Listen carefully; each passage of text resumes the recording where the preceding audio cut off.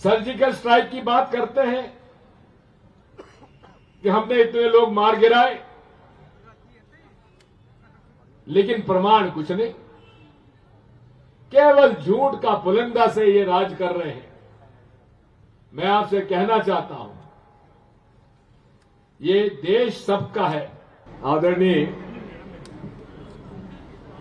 हमारे अखिल भारतीय कांग्रेस कमेटी की महामंत्री श्रीमती रजनी पाटिल जी,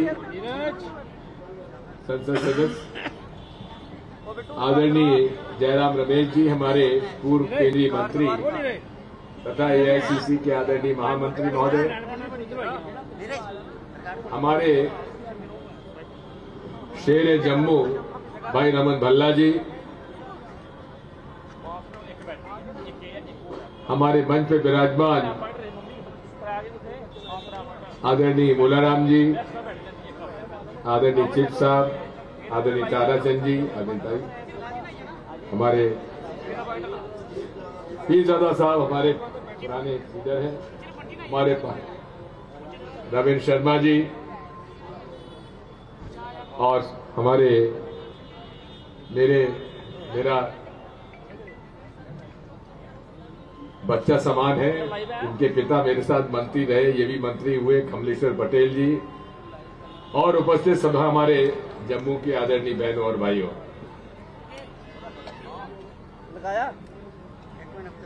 जम्मू का अपना पुराना इतिहास है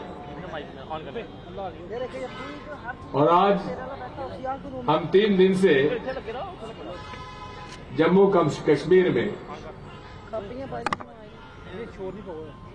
भारत जोड़ो यात्रा चल रही है।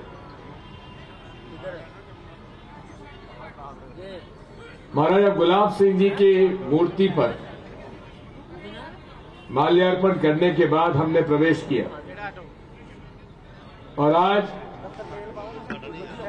लगभग 3 दिन से लगातार हम आपके बीच में हैं।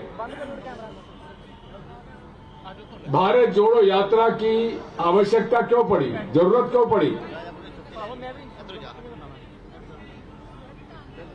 हमारे विरोधी कहते हैं कि भारत टूटा क्यों, कब है जो आप भारत जोड़ रहे हैं? श्रीमान, आपके बयानों से, आपने अपनी हुकूमत से और आपने अपनी पुलिस और आपके सरकार के नुमाइंदों के माध्यम से जिस प्रकार इस देश में भाई भाई को अलग किया है, जिस तरह से आपने गरीब और अमीर की खाई पैदा कर दी है, पूरी देश की आर्थिक नीतियां कुछ चंद लोगों के हाथ में आपने सौंप दी है, जिसमें कि आप देख रहे हैं कि कोविड के समय, कोविड में हर परिवार में मुसीबत आई, आमदनी कम हुई, महंगाई बढ़ी, बेरोजगारी बढ़ी, लेकिन कुछ परिवार, करीब 50-100 परिवार ऐसे हैं देश में जिनकी आमदनी बढ़ती चली गई। आपको मुसीबत, हमारी मुसीबत, हर घर में मुसीबत, लेकिन कुछ मोदी जी के दोस्तों की आमदनी बढ़ती चली गई और एक महान व्यक्ति की आमदनी तो 8 गुना बढ़ गई। आखिर ये कैसे हुआ?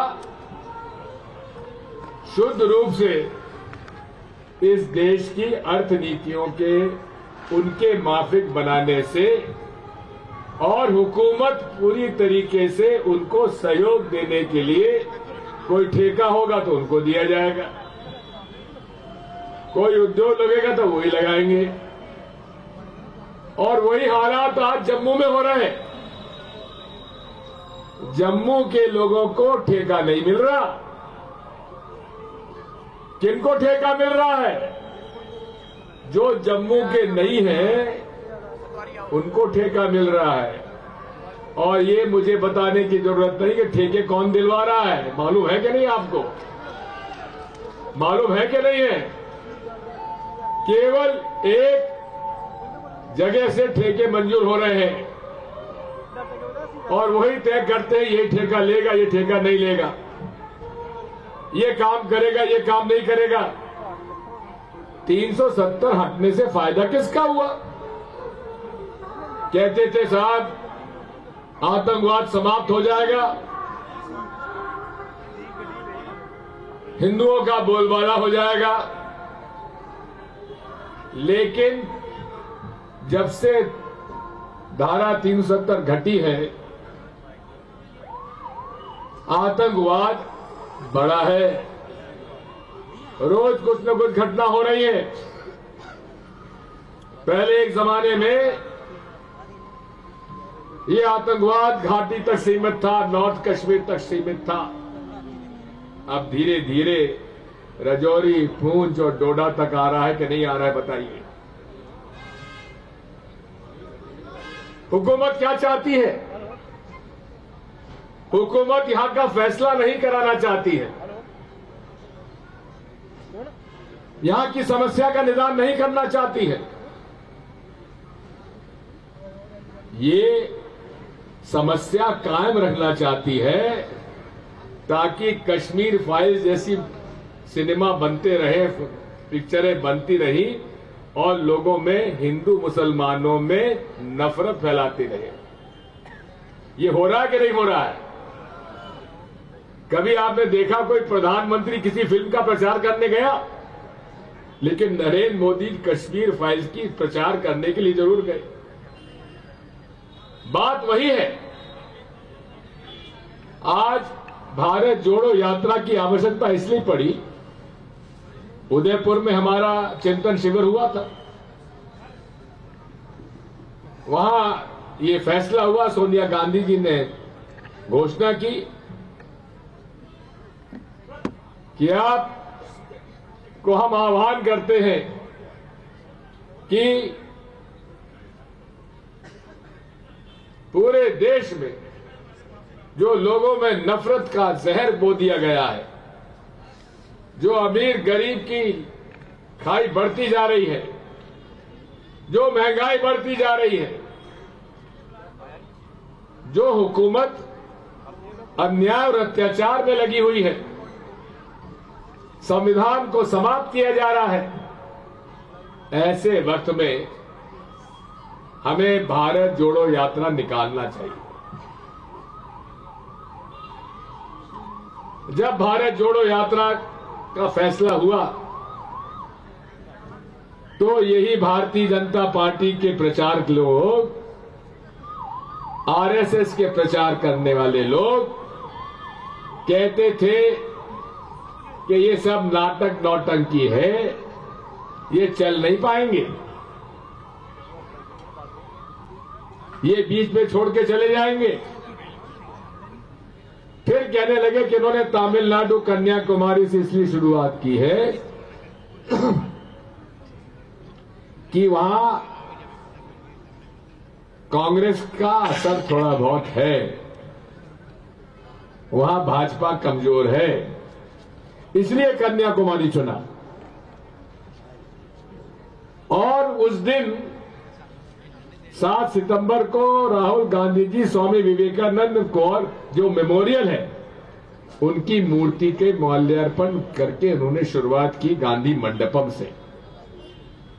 महात्मा गांधी कन्याकुमारी गए थे, कामराज जी वहां के हमारे तमिलनाडु कांग्रेस कमेटी के अध्यक्ष थे।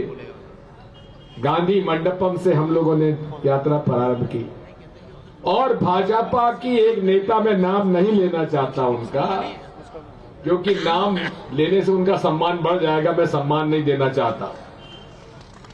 उन्होंने कह दिया कि वे अब मेमोरियल में गए ही नहीं, विवेकानंद जी को उन्होंने माला नहीं पहनाई। अरे 5 सेकंड के हमने वो फोटो डाल दी कि माननीय आप झूठ क्यों बोल रही हो, ये स्वामी विवेकानंद की मेमोरियल के सामने माल्यार्पण करते हुए राहुल गांधी। झूठ फैलाने में इनसे बड़ा कोई उस्ताद मैंने जीवन में नहीं देखा। झूठे व्हाट्सएप पर खबरें फैलाने में इनसे बड़ा मैंने उस्ताद नहीं किया। ये तो केवल इनके सामने एक ही बात है, झूठ बोलो, जोर से बोलो, बार बार बोलो, हमेशा बोलते रहो। धीरे धीरे लोग समझते हो सकता है ये जो कह रहे हैं सही हो सकता है, और इसी में उन्होंने देश की हुकूमत हासिल कर ली। हर चीज में हिंदू मुसलमान, कोई घटना हो जाए तो हिंदू मुसलमान, और उसके बाद हमारी डिबेट भी ऐसी होती है। एक पाकिस्तान का कोई नुमाइंदा बैठ जाता है जो हमको गाली देता है, और कुछ हमारे आरएसएस के लोग बैठ जाते हैं, वो उनको गाली देते हैं। लेकिन नरेंद्र मोदी जी, नवाज शरीफ साहब के घर में शादी होती है तो वहां जरूर पहुंच जाते हैं बिना बुलाए। ये क्यों है भाई? अगर आपको पाकिस्तान से इतनी नाराजी है तो आप बिना लोगों को बताए आप नवाज शरीफ साहब के घर में शादी में क्यों पहुंच गए?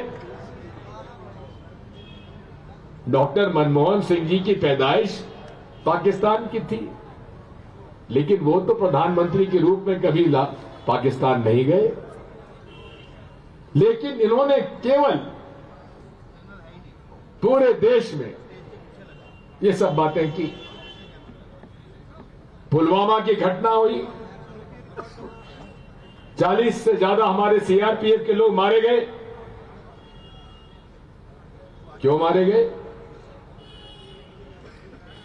सीआरपीएफ के लोगों ने, डायरेक्टर ने मांग की थी कि ये सेंसिटिव जोन है, इन सीआरपीएफ के जवानों को हवाई जहाज से श्रीनगर से दिल्ली भेजा जाए।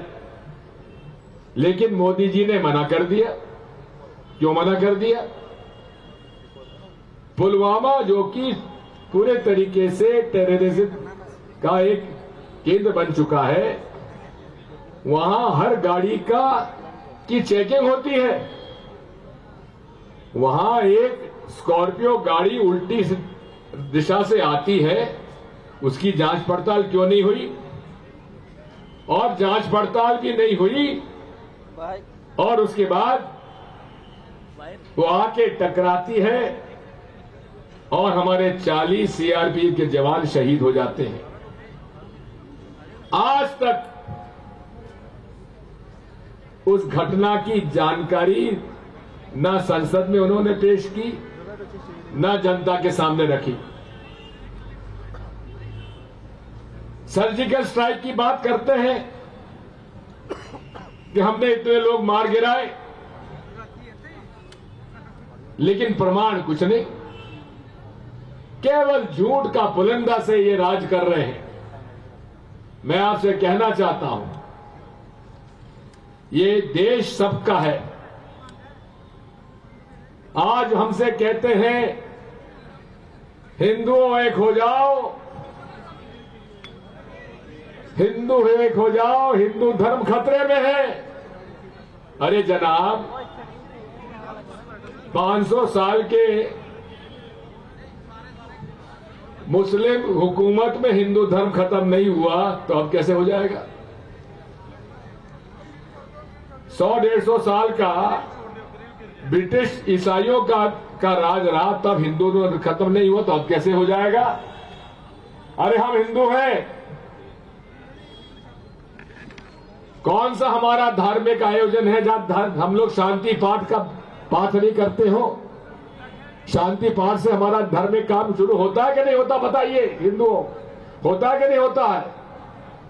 हर उसके अंदर हमारा नारा लगता है, धर्म की जय हो, अधर्म का नाश हो, प्राणियों में सद्भावना हो और विश्व का कल्याण हो।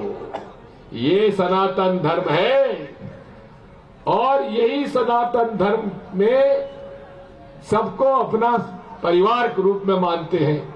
सर्वधर्म संभाव हमारी सनातनी परंपरा है, और ये लोग, इनका कोई धर्म से लेना देना नहीं है, केवल धर्म को बेचते हैं। और धर्म को बेचकर लाशों पर उनकी राजनीति होती है। इसलिए हम लोग भारत जोड़ो यात्रा आज हम लोगों ने प्रारंभ की है। स्वामी विवेकानंद जी ने क्या कहा है?